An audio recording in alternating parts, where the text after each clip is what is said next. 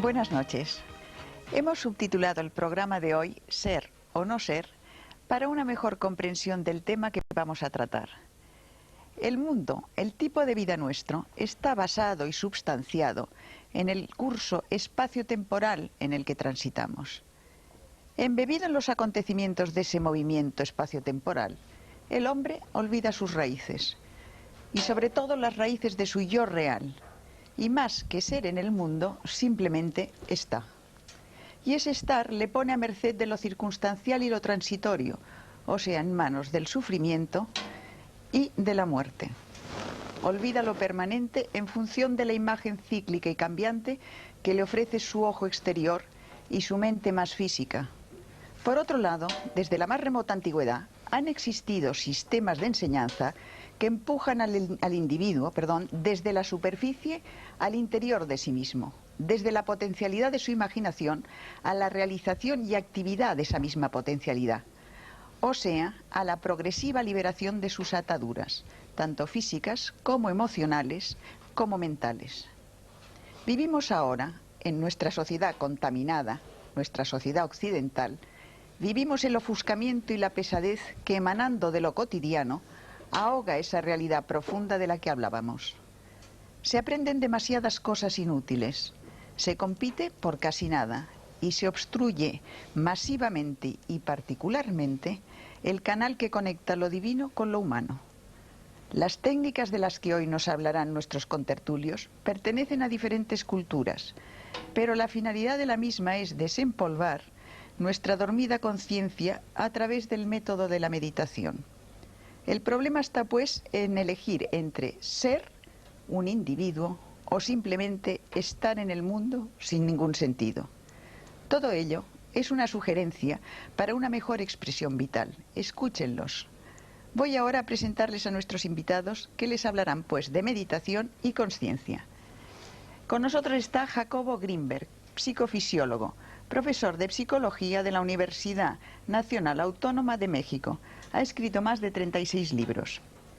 Carlos Ortiz, investigador de la relación existente entre las técnicas de meditación chamánicas de don Juan Matus y las del místico español San Juan de la Cruz. Antonio Carán, director de la Casa Tíbet México, representante oficial del Dalai Lama, experto en budismo tibetano. Y don Rodolfo Flores, chamán mexicano, maestro en meditación chamánica mexicana. José Colastra, finalmente, especialista de nutrición ortomolecular y además autor de bastantes libros, 15 libros, creo, ¿verdad, José? Más o menos, sí. Bueno, pues la primera llamada que vamos a hacer es una definición, yo quisiera que me hicierais, de conciencia. A ver, ¿qué es para vosotros conciencia? Para luego, porque se va a hablar mucho en este coloquio, entonces vamos a definir esa palabra. Jacobo, ¿quieres empezar? No se puede definir. O sea, está más allá de definiciones. Si se pudiera definir, estaría limitada o sería algo menos que la definición. Ten en cuenta, perdóname que te interrumpa, que aquí nosotros en Europa tenemos, no sé, muy marcada, no sé si vosotros también, como definición de conciencia algo referente a la moral. Por esto quería que lo aclarases. ¿Comprendes? No, bueno, claro. Que hicieras esa distinción. O sea, no, el término conciencia tiene una acepción, sí, como ética, volverse consciente de ciertas normas o las normas, pero realmente a eso no creo que nos refiramos cuando hablamos de conciencia, y es en ese otro nivel que no se puede definir. Podríamos decir que, por ejemplo, la cualidad de la experiencia es conciencia. Tú cuando ves una luz, realmente detrás o en el hecho, en la cualidad luminosa, está la conciencia. La luz no existe ni afuera ni adentro. O sea, no existe como un fenómeno físico, como tal como luz. En el espacio lo que existen son una serie de ondas electromagnéticas, cambios fotónicos. Tampoco existe en la actividad cerebral como luz. Como luz, en esa cualidad perceptual, es conciencia. De la misma forma el sonido. O sea, el sonido a nivel de espacio, físicamente no existe sonido.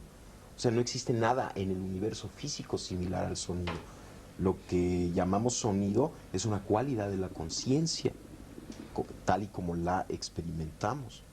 O sea, si tú analizas a nivel físico lo que percibimos como sonido, pues es un conjunto de cambios vibracionales de moléculas de aire, pero no hay sonido ahí, como tampoco existe sonido a nivel físico, fisiológico. O sea, si tú penetras al cerebro y tratas de encontrar el sonido ahí, tampoco existe. Entonces es también una cualidad de la conciencia. De tal forma que la conciencia podría, en este nivel, no de normas éticas, ¿no?, conceptualizarse como lo que está por detrás de cualquier acto perceptual, lo que sostiene la cualidad misma de la experiencia. Esto podría ser. Y existen muchos niveles de la conciencia. He mencionado dos. Digamos, la cualidad perceptual visual, la cualidad sonora, son dos niveles de conciencia, pero existen muchísimos otros niveles de conciencia y todos tienen en común el pertenecer a ese algo que está por debajo de todo, pero no se puede definir. Yo quisiera a partir de ahora que todos interviniesen en el momento que quisiesen sin esperar que yo diese entrada, porque esto es una conversación entre amigos y que cada uno aporte lo que le parezca más conveniente. ¿Seguimos la ronda? Bueno, yo sí creo que Jacobo maneja un concepto muy profundo y muy amplio de la conciencia, ¿verdad?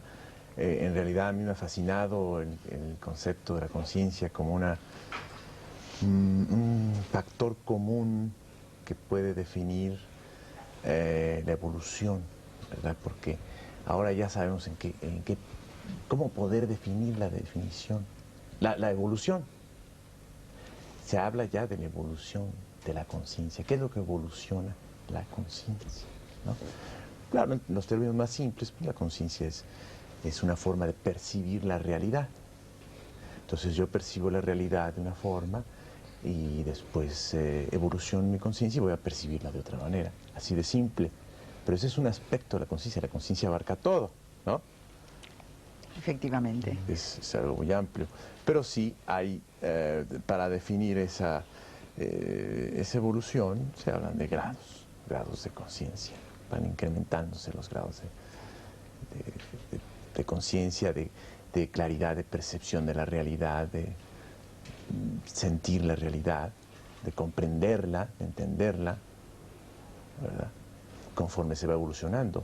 Y es algo tan sencillo como decir, bueno, en la infancia nosotros teníamos un nivel de conciencia, ¿no?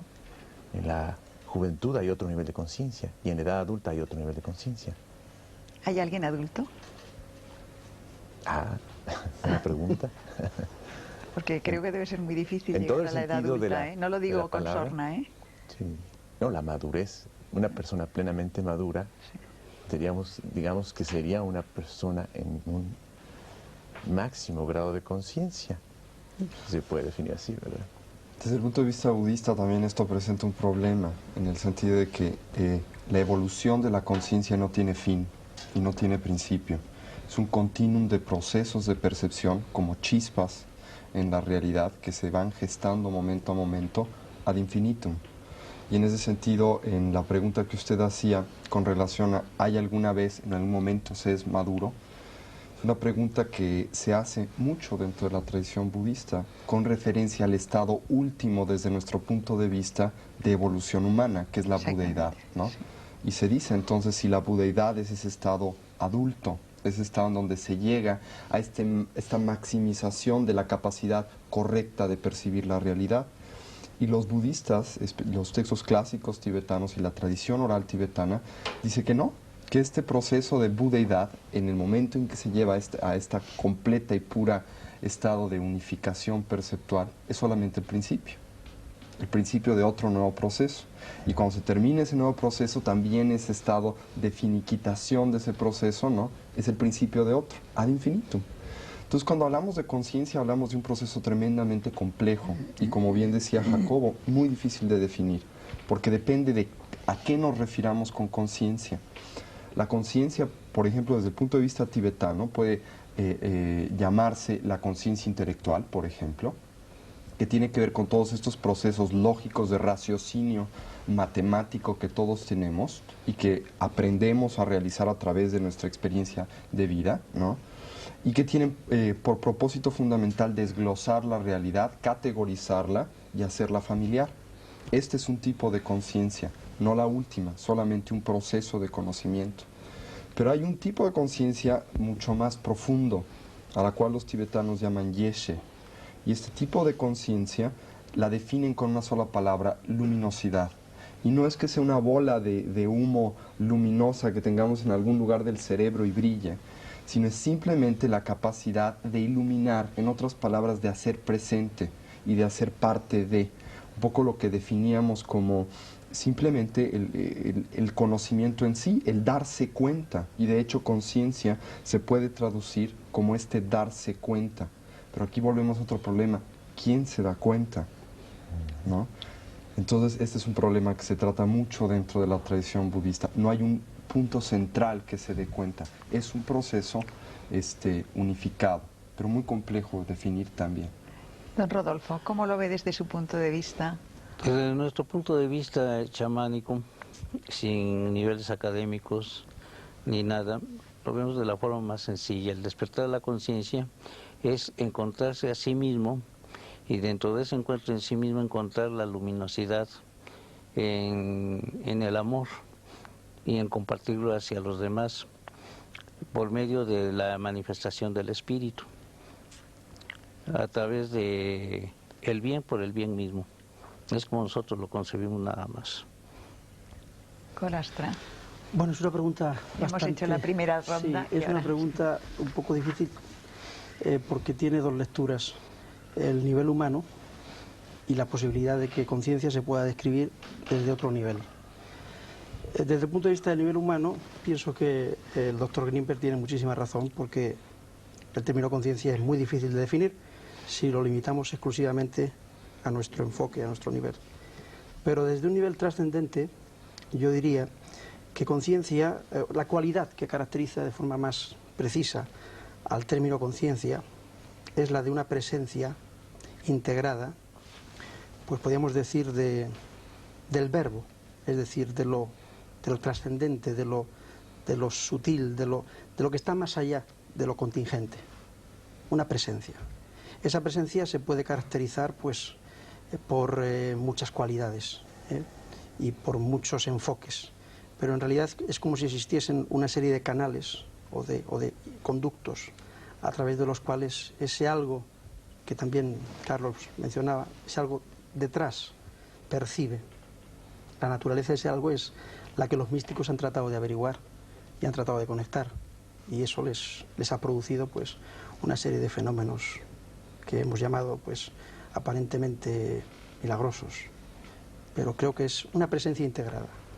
Vamos a ver, me gustaría que cada uno de vosotros nos contaseis los sistemas que habéis aprendido o que practicáis para ese desarrollo de la conciencia, la metodología un poco, para que la gente sepa que hay diversos caminos y que incluso cada uno pueda escoger, digamos, que la sugerencia que vosotros lanzáis.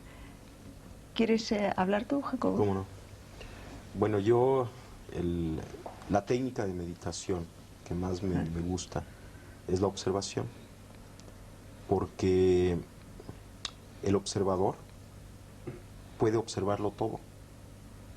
O sea, todo el conjunto de cambios que ocurren, todas las modificaciones, todos los pues la infinita variedad de experiencias, todas ellas se pueden observar, y por lo tanto el observador es el que unifica. De tal forma que cuando tú aprendes a observar y cuando tú observas cualquiera de estos cambios desde esa referencia, el hecho mismo de poderlos observar te empieza a integrar. Por ejemplo, uno puede sentirse muy confuso o muy nervioso, ¿no?, en cierto momento.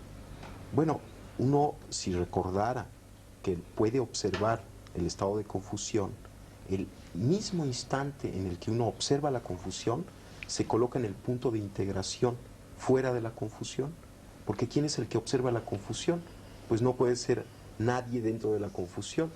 Por lo tanto, en ese momento uno recuerda que la naturaleza propia está más allá de esa confusión. Esto no quiere decir que la confusión no exista o que no esté ocurriendo, está ocurriendo, es un fenómeno que está aconteciendo, pero el observador se encuentra siempre un paso adelante, por así decirlo, de toda la experiencia que está aconteciendo. O sea, de la no identificación con la circunstancia. Yo creo que es un poco más complejo que la no identificación, porque en cierto momento uno se da cuenta que todo lo que sucede es parte de la identidad. Esto es, parecería como que hay un proceso intermedio de no identificación, en donde la observación es para mí la técnica más extraordinaria, porque, digamos, es como la evidencia fehaciente, clara, de que siempre en nosotros existe algo trascendente, sin ideología. O sea, no necesitas acudir a ninguna ideología, sino que está allí siempre, todo lo puedes observar. Y siempre hay algo que está observando con quien te puedes conectar. Y aquí lo pongo entre comillas semánticas, esto de con quien te puedes conectar. El simple hecho es que lo puedes observar y el observador se coloca fuera del evento. Pero después de integrar todos los eventos, o sea, cuando acompañas tu vida cotidiana de la observación, empieza a suceder algo, empiezas como a encontrarte contigo mismo. Es una técnica, es una herramienta simplemente que te ayuda a unificar, porque por definición el observador es lo que unifica. Entonces, utilizando la observación, incrementas la posibilidad de unificación en ti mismo. Y llega un momento en que simplemente te conectas con la realidad, estás en la realidad. Y en ese momento, toda la discusión acerca de identificación o no identificación ya no existe. Estás más allá de identidades o no identidades. Pero tuviste que pasar por un periodo intermedio de desidentificación a través de la observación para llegar después a algo que es dificilísimo definir, lo que es ese contacto con la realidad. Porque ahí ya no hay ni afuera ni adentro, ni siquiera hay observador, ni observado, no hay observador ni observado. Simplemente eres tú mismo. Y todo lo que acontece, acontece. O sea, acontece. Y no importa, todo es igualmente importante. Sí, a mí me gustaría apoyar lo de Jacobo, pero dando la interpretación simbólica que da San Juan de la Cruz al respecto, que es muy claro. En su famoso poema de la Noche Oscura, habla que el alma sale de sí misma, ¿no? En la oscuridad de la noche, ¿no? Cuando ya la casa está quieta, sosegada, en silencio, ¿no? Es un simbolismo clarísimo de la idea del observador. Por eso es tan importante saber que cuando se está observando a uno mismo, ¿verdad? Está uno en el nivel del alma, hablando del cristianismo, ¿no? En el caso de don Juan Matus, hay esa percepción dividida. Y cuando uno está observándose, ¿verdad? Está uno en una especie de percepción dual, y en uno de los niveles de esa percepción está uno en lo que llama el conocimiento silencioso, o sea, en el nivel del espíritu, ¿no? Y en el otro está en el nivel de la razón, ¿no? O sea, coinciden perfectamente tanto San Juan como don Juan. Y ese es el trabajo de hacer que el alma salga. Durante la meditación se supone que el alma sale, se oscureció el cuerpo, se suspendió el diálogo interno, ¿verdad? Eso ocurre, se supone, durante la meditación. Y la meditación que propone don Juan Matus es, a través de esa suspensión del diálogo interno, como que nos vamos separando hasta que nuestra percepción queda dividida. Y sí considero que es un proceso muy importante de intermedio antes de llegar a algo más avanzado, como lo decía Jacobo, pero creo que el primer paso es desidentificación. De hecho, toda la idea cristiana, todo lo que plantea Jesucristo es una desidentificación, es un desapego. La idea de la renuncia es desidentificarnos de esa involucración que decías muy bien en la introducción, ¿no? ¿Cómo estamos? No somos, sino estamos en un proceso de involucración total con el mundo, ¿no? Entonces tenemos que salir del mundo. Pero no es del mundo digamos, el mundo de todos los días, sino del mundo de acá adentro que hemos introyectado. El mundo de los apegos El mundo de los exteriores. apegos y de las identificaciones. Es del que nos tenemos que salir, el alma tiene que salir, sin ubicarnos. Y a partir de ese trabajo de estar como en una percepción dual constante, entonces vamos a empezar un proceso muy importante, ¿no? Que ya estaba describiendo Jacobo, ¿no? Había un programa de televisión hace muchos años que se llamaba ¿Cómo es, cómo se hace? Pues esa es la pregunta que voy a lanzaros ahora a todos. Si quieres contárnoslo desde el punto de vista budista, luego volvemos y os vais interrumpiendo y vais comentando. Sí, claro.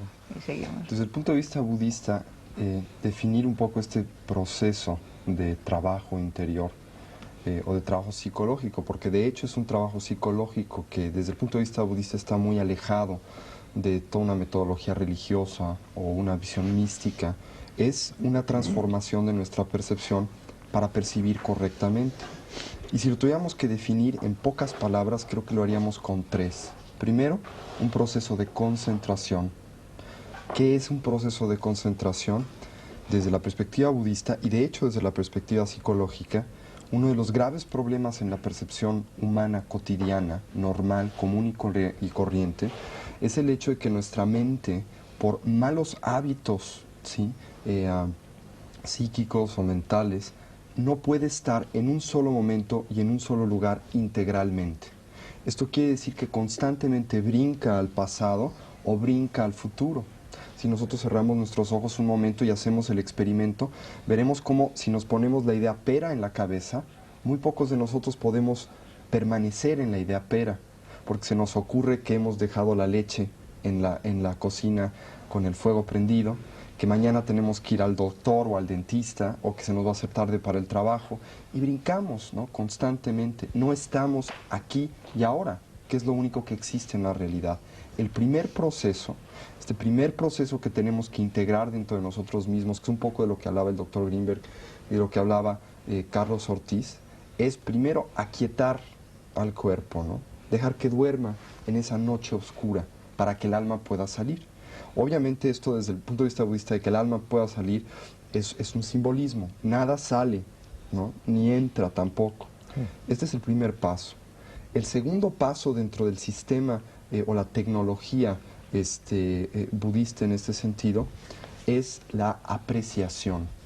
Una vez que paramos, ¿sí?, esta serie de proyecciones que le hacemos a la realidad y de prejuicios que son el resultado básico de estar en el futuro y en el pasado, de prejuiciar mi realidad o de proyectar en ella fantasías, y específicamente formas fantasiosas de existencia, que son que las cosas las vemos como eternas, independientes y no cambiantes, ¿sí? O tratamos de verlas así, y esto está completamente en contradicción como con las cosas realmente son, transformativas, impermanentes, interrelacionadas, etc. Empezamos a través de esta concentración de ver una sola cosa en un solo momento, a apreciar la realidad. En otras palabras, a ver lo valioso, único y extraordinario que es cada evento de percepción. Poéticamente hablando, el mundo tibetano le llama a esta percepción, a esta apreciación de la realidad, el descubrir la magia de lo ordinario. El hecho de que cada evento, por ordinario, común y corriente que aparente ser, es extraordinario, porque algo vivo y algo real acontece en cada instante y en cada momento. Este es el segundo paso, es este extrapolarse o salirse, que insisto, no es un salirse, sino es un abrirse, es un apreciar la realidad. Y después de esta concentración y de esta apreciación de la realidad, viene el entendimiento de la misma. Y el entendimiento de la misma es la fusión directa, la integración o la síntesis de la percepción con la realidad, más allá de sujeto experimentador y objeto experimentado.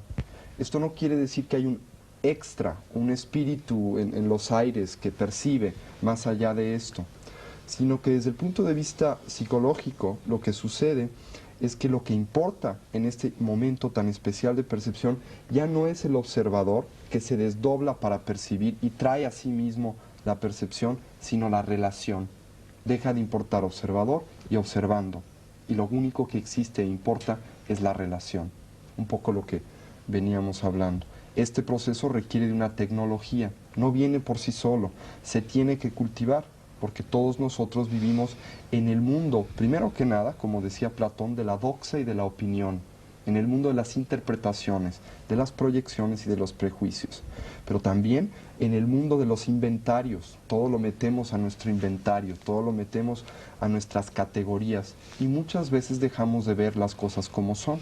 Y cómo son, ¿sí? Es un problema muy extenso dentro de todo este conjunto de desarrollo de la conciencia. Pero podríamos decir desde el punto de vista algo budista, algo muy, muy sencillo, pero muy bello. ¿Cómo son? Extraordinarias, únicas. Un poco es eso. Don Rodolfo. Pues estoy de acuerdo con las tres personas antes, Jacobo, Carlitos y Marco. Nosotros también llevamos el mismo sistema de la concentración primero para poder llegar a un desarrollo psíquico y poder tener la suficiente capacidad de desligarnos de la vida real, que se le llama aquí, ¿no? Para llegar a la vida interior y poder percibir todo lo que está a nuestro alrededor. Pero las técnicas pues no varían, son las mismas, ¿no? La concentración, la entrega total, ¿no? El desprendimiento de todas las cosas que nos atan aquí, en el aspecto materialista. Pero vamos a ver, nosotros, por ejemplo, si pensamos en una actividad de un budista, nos imaginamos a un señor sentado en la postura del loto, rapado, vestido de amarillo y en una celda de un monasterio o en un templo. ¿Ustedes cómo lo hacen? Nosotros lo hacemos de la forma más sencilla y simple, ¿no? Nosotros podemos hacer nuestra concentración en cualquier lugar, siempre y cuando saneemos primero el ambiente, ¿no? Sanear el ambiente es decir, pues, quitar todo, evitar todo tipo de vibraciones negativas, ¿no? Pero lo único que tenemos que hacer es sentarnos, concentrarnos y recibir esa energía que nos da la capacidad de la percepción o del acecho, como decía aquí Jacobo, ¿no? Creo yo que es de lo más simple, ¿no? Que pues hemos heredado por el tradicionalismo, por lo que sea, ¿no? Pero pienso yo que también es la capacidad del individuo en el entregarse, en el darse, ¿no? Para poder recibir eso. Yo quisiera añadir una cosa antes, que creo que es un poco importante en la tradición budista. Nosotros generalmente cuando hablamos de budismo, muchos sí nos imaginamos a gente rapada en un monasterio meditando, ¿no? Esto es una imagen correcta desde cierto punto de vista, puesto que esto hacen los monjes budistas, pero estrecha, porque no es solamente eso lo que hacen. La meditación, primero que nada, este proceso de desarrollo de la conciencia o de atención, primero que nada requiere una técnica que nos permita entrar en el mundo de la concentración. Para entrar en este mundo de la concentración tenemos que tener un laboratorio controlado. No podemos hacer un experimento a grandes planos si primero no lo hemos controlado en medios controlados de laboratorio. En otras palabras, nos tenemos que salir un poco del mundo discursivo, del mundo de ruido, del mundo de las presiones, del estrés, a un ambiente controlado. Segundo, tenemos que simplemente sentarnos. Yo disiento. ¿Tú disientes? Sí. No necesariamente pienso que debe ser un ambiente controlado. Desde el punto de vista budista se tiene que empezar así. Por eso es lo que quiero decir. Se tiene que empezar así porque si no se empieza en un ambiente controlado, son muy contadas las personas que tienen la capacidad de trascender este diálogo interior. Es muy fácil decir desde el punto de vista budista, bueno, concentrarse es nada más pensar en una cosa.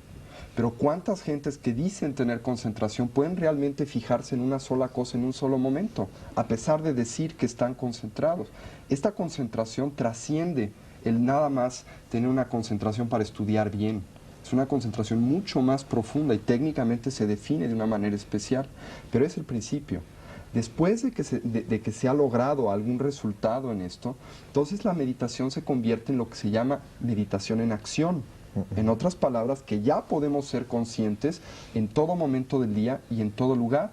Nos podemos dejar crecer el pelo, podemos salir del monasterio, ¿sí? Y estar consciente hasta de que la mosca vuela. Pero Perdona, primero tenemos que empezar. Déjame que Sí. le tú tú estás diciendo que para empezar esas técnicas hay que retirarse del mundo, o se pueden hacer esas técnicas en medio de la Plaza Roja de Moscú, quiero decir. Para empezar estas técnicas, uno se tiene que retirar de su diálogo interior. Pero no del mundo. No necesariamente. Pero lo más momentáneamente. sencillo, lo más sencillo, lo más útil es hacerlo, ¿no? Si estamos en medio de la Plaza Roja y somos guardias y nos están dando órdenes, es muy difícil que tengamos el tiempo, la conciencia de hacerlo. No imposible, y hay técnicas para hacerlo dentro del budismo, pero es difícil. El budismo es un sistema tremendamente realista. Entonces dice, ¿no? Es muy fácil andar en bicicleta, pero si ustedes no primero aprenden con 2 rueditas, luego le quitan otra y luego el padre lleva la bicicleta, pues sí, habrá alguien que pueda andar a la primera, pero será el 1%. Sin embargo, hay muchas más vías aparte del budismo. Sí, La vía chamánica es una de ellas, ¿no? La que tú y otras vías, ¿no? crees. Yo creo que la conciencia es una paradoja. Es una paradoja verdaderamente iluminadora, porque el observar la realidad y ser consciente al mismo tiempo de los propios procesos internos puede llegar a clarificarnos el horizonte. ¿Cuántas personas encuentran un fenómeno, por ejemplo, tan esquivo de investigar, precisamente de crear condiciones de laboratorio o de control, como decía Antonio, en el fenómeno de la sincronicidad, que ya estudió Gustav Jung? Es decir, hay como una especie de camino de doble vía. Por una parte hay una observación de lo exterior y por otra parte otra observación de lo interior. ¿Cuántas veces un sueño, una visión onírica, nos plantea una imagen que después se refleja en el exterior y nos confirma que el exterior y el interior son la misma cosa? Entonces, yo pienso que el fenómeno o el intento de llegar a una trascendencia y a un desarrollo de la conciencia está basado precisamente en la observación y la comprensión y la aceptación de esa paradoja. Y el saber que podemos situarnos en la percepción exterior y en la percepción interior. Y el saber también que, en definitiva, en un nivel trascendente son la misma cosa. Entonces, si partimos de esa base, y sobre todo en el aspecto de la educación, en la cual Jacobo es un experto en el tema de trabajo con niños, nos damos cuenta de que, pues simplemente se trata de educar la observación, de saber qué es lo que vemos y qué es lo que ve dentro de nosotros. ¿Tú practicas alguna técnica especial? Sí, yo utilizo, en el tema meditación, utilizo la meditación con cristales de cuarzo. Porque pienso precisamente que una forma muy fácil de desarrollar ese tipo de contacto es la observación. La observación del nexo que hay, de la unión real, de la red que es la que está formada entre el ser humano concreto y todo lo que le rodea, el continuo que le rodea. Jacobo, te hemos dejado antes a mitad, a vosotros dos os hemos dejado a mitad de contar vuestra propia interpretación, vuestra propia actividad dentro de este tema. Bueno, yo creo que... no sé cómo decir lo que estoy sintiendo o lo que estoy pensando. Yo pienso que hay que encontrarse a uno mismo. Y en esto estoy totalmente de acuerdo con don Rodolfo. Y en este encontrarse a uno mismo, todo adquiere significado. Y entonces, tanto lo que sucede en el mundo como lo que sucede dentro de nosotros es integrado, es parte ya de un encuentro, se ve desde ahí. Es delicioso el momento en el que uno pierde todo concepto y toda preconcepción y todo aparece fresco y todo es nuevo. Y esta observación de momento a momento, como decía Tony, acontece. Pero hay algo que está detrás de esta percepción y que yo no puedo pensar que no exista. Y es uno mismo, que no es el ego. No, es el sí mismo que diría Ibn Arabi o sí, es el los sí místicos mismo, estos. que está más allá de más todos allá, los eventos cambiantes. Es algo que uno tiene que encontrarlo y también es muy difícil definirlo, pero tiene que haber aquello, porque si no hay eso, entonces no hay significado. Y yo pienso que el significado es muy importante. Y tampoco me estoy refiriendo a un significado lineal o restringido. Pero yo indiscretamente te preguntaba cómo lo haces, qué técnica usas, Mira, qué es lo que quería saber claro, de que los que faltabais ahora para... Mira, yo la técnica que Sí. utilizo consiste en una primera fase, te sientas, cierras los ojos y empiezas a observar tu respiración. Empiezas a observar tu respiración y van a aparecer pensamientos, van a aparecer sensaciones, no las reprimes. Por ejemplo, si aparece un pensamiento, pues lo dejas pasar y vuelves a tu respiración. Aparece otro pensamiento, lo dejas pasar, lo observas cómo nace y muere y vuelves a tu respiración. Que por cierto es una técnica común con el budismo, es exactamente lo que se hace en un primer nivel en el budismo, Sí. igual. Esto como que te prepara porque en una primera fase tienes que aprender a concentrarte, tienes que aprender a centrar tu atención, tienes que limpiar tu mente. Y la forma de limpiar la mente no es peleándose en contra de la mente, Exacto. ni es, no la puedes quitar, no hay forma de quitarla. Y si peleas en contra de ella es lo peor que puedes hacer. Porque Constriñirla, entonces que no piense, eso no se puede la hacer. fortaleces, pero tampoco pienso que es malo tener mente. No. Hombre, es necesario tener un entendimiento, es maravilloso porque sería desastroso quedarnos sin esta Claro. parte.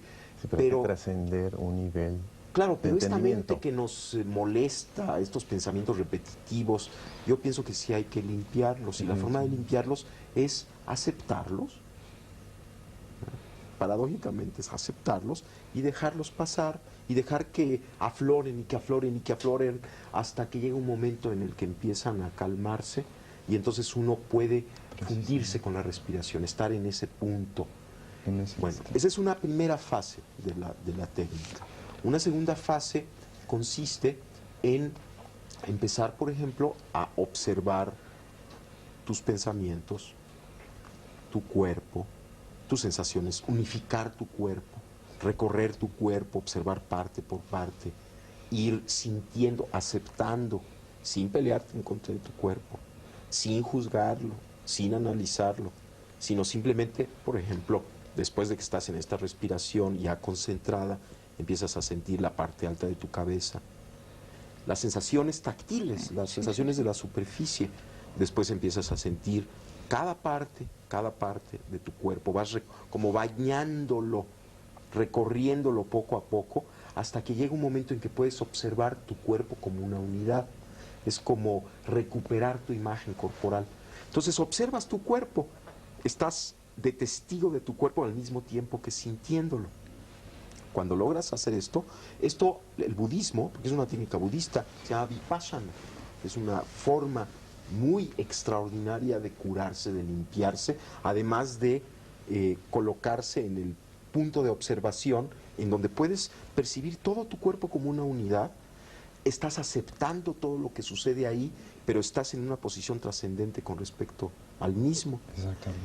El siguiente paso es empezar, en la técnica que yo practico, es empezar a activar una percepción simultánea, de tal forma que percibes todo tu cuerpo, con todas sus sensaciones corporales, y simultáneamente tu respiración. Exactamente. El siguiente paso implica, por ejemplo, poner atención a tus pensamientos.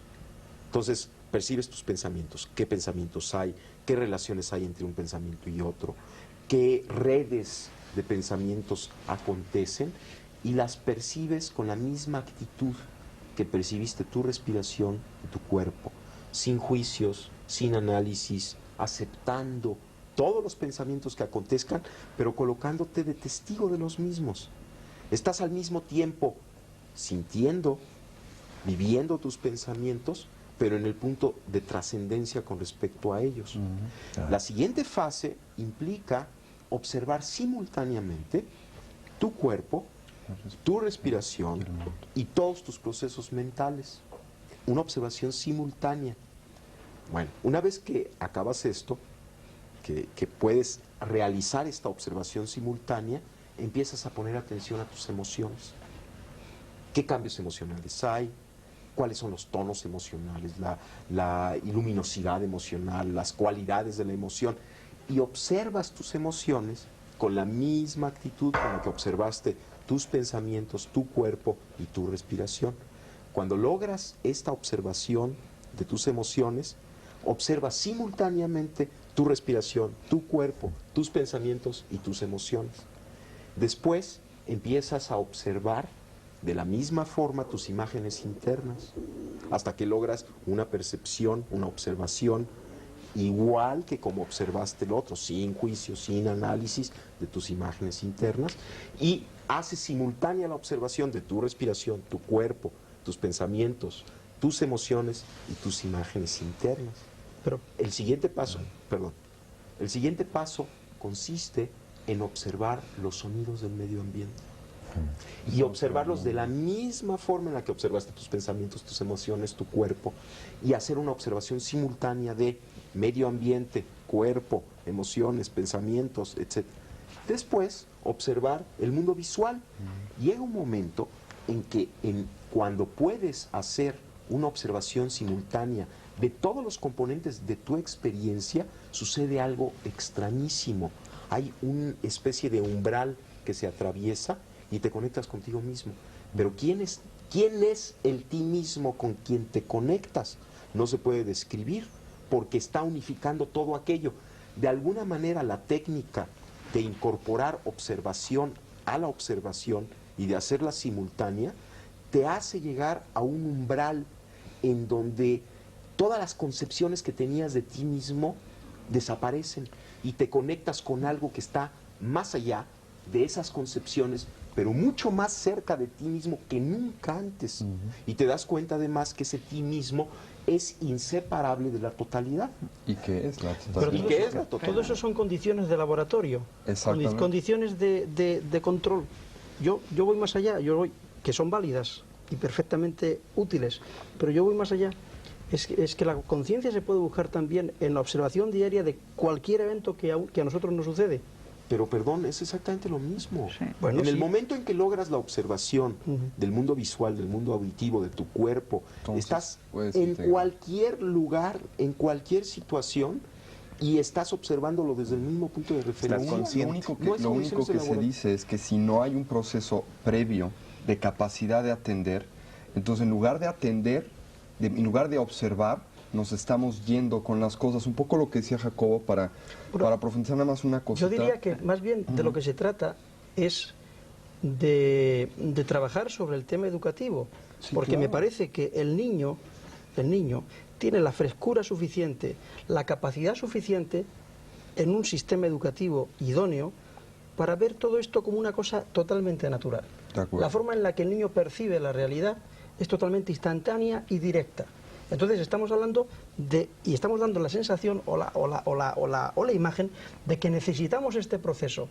Y posiblemente lo que necesitemos no es este proceso, sino no degradar una capacidad natural que tenemos desde que llegamos al mundo y que podemos ir ampliando progresivamente. Pero es otro tema. Esto depende. Perdona que diga, pero como este programa lo hacemos para personas que deben estar hechas una ruina, entonces casi mejor Pero es que no damos hablemos damos de la niños. impresión de que Sí. necesitamos Para adultos, digamos, mejorarnos. estábamos contando un Eso poco es. la historia. Me Claro. perdonáis, pero Carlos Ortiz no ha dicho Me su gustaría parte mucho en este tema. continuar con el simbolismo, ¿no?, de San Juan de la Cruz.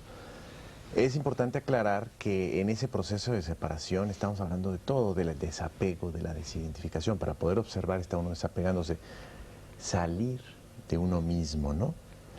Dice San Juan de la Cruz en su poema. Para eso hay que hacer la noche oscura del sentido, es decir, de los sentidos, de las emociones Qué tranquilizar. que se da en la meditación. O se puede dar instantánea, porque hay que hablar de la meditación momentánea e instantánea, vamos a decirlo así, ¿no? Se tiene que dar la noche oscura del entendimiento, o sea, se ve la realidad sin juicio, y ahí se entra la percepción directa. Ahí está. Por eso hay que hablar de ese tipo diferente de Claro. meditación, pero que hay que entrenarla en el laboratorio, como dices, en la meditación de sentado, ¿verdad? Y se da la noche oscura de la memoria, o sea, de ubicarse en el aquí y el ahora, olvidarse del pasado y olvidarse del futuro, así tiene que ser, ¿no? Y también la noche oscura de la voluntad, en cuanto a esa suspensión momentánea de esa voluntad reactiva, ¿verdad? Se suspende de pronto, por un momento. Entonces, ya nos ubicamos en dos tipos de meditación, una que es de sentados, ¿verdad? donde se nos va a facilitar ese entrenamiento de qué, de hacer noche oscura, de todo nuestro cuerpo y mente, para podernos salir, es decir, desapegarnos. Con ese entrenamiento ya podemos ir a la realidad con los ojos abiertos, ¿verdad? Y estar practicando esa observación de silenciarnos, ¿no? Instantáneamente y ver el mundo, ¿no? Ahora, Don Rodolfo, yo quería preguntarle, ¿tiene usted más facilidad que la gente que estamos educados en esta vorágine occidental e intelectual, digamos, que el resto? Usted y personas como usted. Bueno, en el aspecto de la meditación no lo hacemos nosotros tan complicado ni nada, ¿no? Es una forma sencilla y natural. Perdone, pero es que a lo mejor usted no lo necesita. Es que hay un fin en el que sigue el chamán, desde un principio, ¿no? El chamán piensa en el aspecto de nosotros, ¿por qué quiero ser chamán? ¿Por qué quiero conocer esto? ¿Para qué lo quiero? ¿Para qué lo necesito, no? Entonces viene el desprendimiento del ego, o sea, lo necesito y lo quiero para servir a los demás, para darles a los demás, para participar en la vida activa de la sociedad, pero inculcando una nueva idea de la desintegración del materialismo. ¿Pero solo con este fin o va más allá? El fin también de llegar a la evolución, el fin de alcanzar mayores niveles de conciencia, el acercamiento, por decirlo, a Dios, ¿no? De llegar hacia Dios. El chamán en México se basa mucho sobre la filosofía o la doctrina del Maestro Jesús de Nazaret, ¿no? Amar al prójimo como a ti mismo. Entonces seguimos todos los principios de ello. Si vamos a hacer una cosa, la vamos a hacer con todo el amor debido para que salga bien.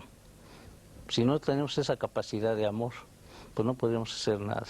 Si lo hiciéramos por el dinero, lo hiciéramos por los obsequios, o lo hiciéramos por todo ese tipo de cosas, o porque se nos corresponda con agradecimiento y todas esas cosas, pues no sería seguir esa enseñanza. Entonces lo hacemos con el fin de alcanzar el tesoro propio de la satisfacción de dar por dar. ¿Son ustedes capaces de acelerar la práctica de otra persona? Pues todo depende también de la persona que quiera recibir este tipo de enseñanza, ¿no? Pudiéramos decirle. Ninguno de nosotros somos maestros. Todos siempre estamos aprendiendo de todos. Yo estoy aprendiendo mucho de ellos. Pero en diferentes grados. Pues digo, siempre yo me considero siempre un discípulo de todos mis amigos, de todas las personas con las que trato. Él ha tocado un tema importantísimo que no podemos que no podemos soslayar, es el tema del amor. Hablamos de conciencia, pero conciencia sin amor o con amor. Es que si no hay amor, si nos limitamos solamente a definir la conciencia como una cualidad perceptual o como una cualidad de testimonio atestiguadora, estamos dejando atrás o estamos olvidándonos de algo que es fundamental. es que la verdadera conciencia requiere amor. O sea, desde el punto de vista budista, cuando hablamos de amor, hablamos de la motivación. ¿Qué es lo que motiva al guerrero espiritual, al bodhisattva, ¿no?, a actuar en el mundo? Lo motiva el poderse relacionar con él. Pero aquí hay algo muy importante desde el punto de vista de la tradición budista, que la motivación es fundamental, el querer ayudar, el querer aportar nuestro conocimiento en pro o en beneficio del prójimo. Esto es fundamental. Pero otro de los temas muy, muy importantes que tenemos que tocar es que no es suficiente el querer ayudar, hay que saber ayudar, porque si no, lo único que vamos a hacer es contribuir con nuestro caos personal al mundo.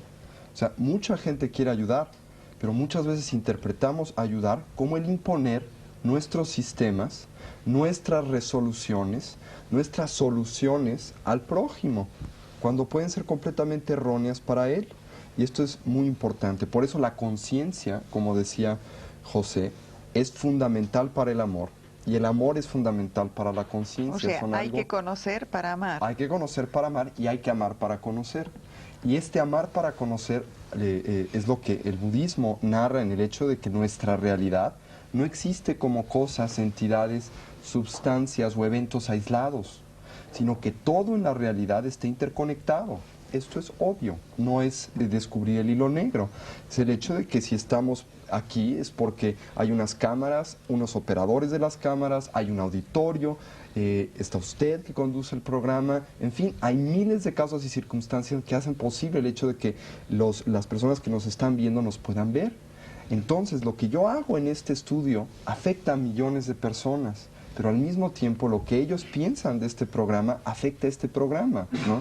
Entonces, mi motivación tiene que ser poder ayudarlos a ellos. ¿Cómo? Agradándoles para que el programa pueda existir, ¿no?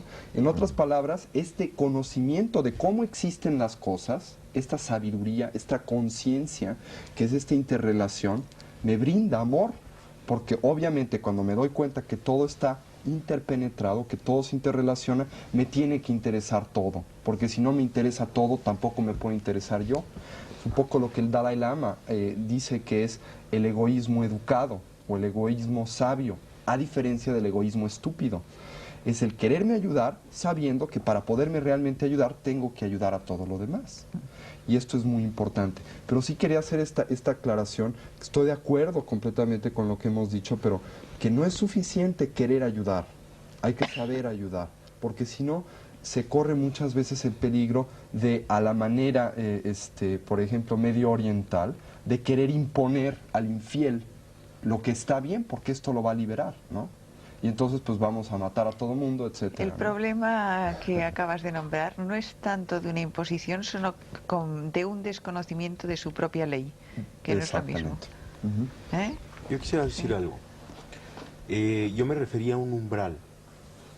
En esta observación simultánea tiene toda una base o explicación fisiológica este umbral, y es algo muy espectacular el llegar a él, porque cuando se llega a él hay un cambio en el sentido de que ya no se quiere, y aquí un poquito difiero de lo que acaban de decir mis compañeros, ya no se quiere ayudar o no ayudar, ya no se acompaña la conciencia del amor, sino que se vuelve lo mismo. Pero esto ya es un paso muy evolucionado. No hay ni conciencia ni amor, simplemente hay esta realidad. El ser. Pero aquí ya y es todo de amoroso, sí. no tiene una cualidad de amor añadida, sino que es lo mismo. Pero ahí estás hablando ya de la iluminación en sí. Antes de la iluminación, para partir y poder llegar a este proceso, tiene que haber la conciencia de amor. Yo creo que nos hemos dejado, perdóname, a Carlos Ortiz, que no nos ha acabado de contar exactamente cuál era su técnica y su método, Bueno, que eso sí también más nos o menos le he interesa. dicho. En pocas palabras, la noche oscura de San Juan de la Cruz, la noche activa, ¿verdad? La noche activa, es suspender el diálogo interno. Simplemente. Simplemente suspender el diálogo interno, suspensión de procesos intelectuales, incluso emocionales, ¿no? Y si suspendemos el diálogo interno, digamos como que nos vamos separando, vamos a tratar de explicarlo, ¿no? En cualquier sitio, en cualquier momento, De todo. o se necesita un lugar específico, como decía antes Tony. El hacerlo en un lugar específico va a reforzar esa posibilidad. Pero hay que comprender que lo importante es ya sacarlo a la acción, ¿no? A veces se olvida eso. Ocurre mucho que se mediten sentado, pero después el diálogo interno empieza. Entonces, eso va a reforzar a la clave de todo, que es suspender el diálogo interno. Entonces, en la vida salimos a suspender, a parar el mundo, porque es tan difícil suspender el diálogo interno, que es parar todo un mundo, es parar todo nuestro mundo que traemos aquí. Y se va dando, curiosamente, ese proceso como de separación conforme vamos suspendiendo el diálogo interno, hasta que vamos quedando separados. Es decir, ya después estamos ya observando. Al observar, paramos el diálogo interno, hacemos noche oscura, ¿no? Y hasta que ya nos quedamos en los dos, por decirlo de alguna manera. ¿Qué significa eso? En el momento en que uno ya está trabajando la meditación constantemente y está consciente de todo lo que está ocurriendo. ¿Qué ocurre allí? Ya desde que empiezo a suspender el mundo, el diálogo interno, esa mecanicidad de nuestros pensamientos y nuestras acciones, se empieza el ver. que es la contemplación en el místico.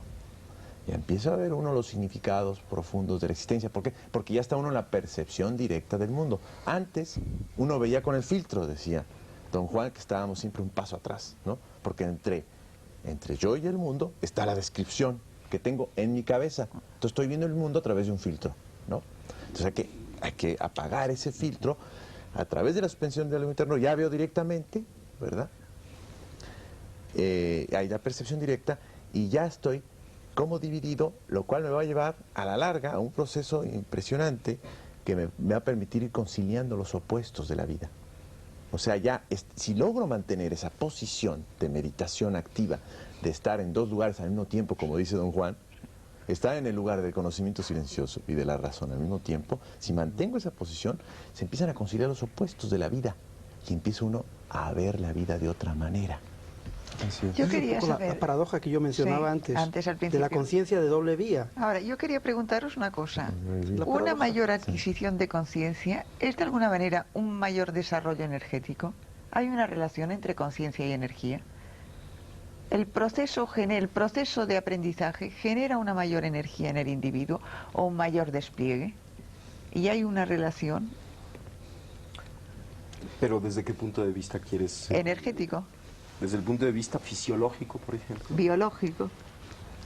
Bueno, si el desarrollo de la conciencia implica una expansión de la misma, como parece ser que lo implica, Bien, ¿no? Y por lo tanto, evidente. la expansión de la conciencia implica que cada vez te abres a mayores y mayores realidades, las haces tuyas, dejas de estar separado de mayores y mayores realidades, y en eso es la expansión de la conciencia. O sea, tu conciencia primero era la consecuencia o la consideración de que tu yo estaba restringido a tu cuerpo. a Yo tu no me estoy personalidad. refiriendo solo a esto, ¿eh? Yo me estoy refiriendo a niveles energéticos Sí, sí. concretos. Sí, ahí voy. Sutiles. Entonces, si la expansión de conciencia implica el incorporar lo que antes era externo a ti como parte de ti mismo, ¿sí? Si esto es así, entonces definitivamente